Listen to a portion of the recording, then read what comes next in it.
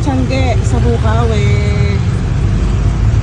Dati ang dami laging tao dito, ngayon di na masyado. Saka talagang di umuusad ang traffic dati pag Tiangge dito sa Bukawi. Ngayon maluwag po. Masarap mamili kung marami kang pambili. Kaunti yung tao, kaunti yung nagtitinda. Siguro kasi ang bulang kanina.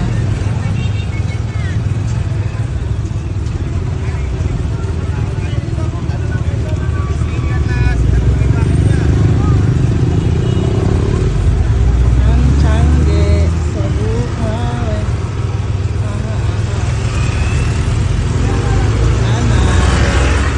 Meron pa doon sa dulo ng tulay. Ayun.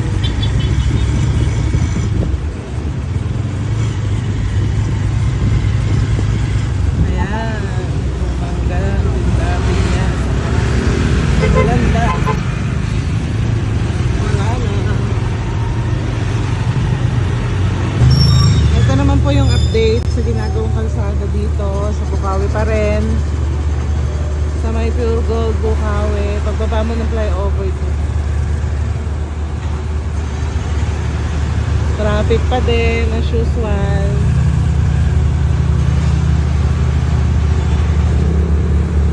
Kaya kung may pupuntahan kayo sa bandang Bukawi or Marilao, mag-NLEX na lang po kayo.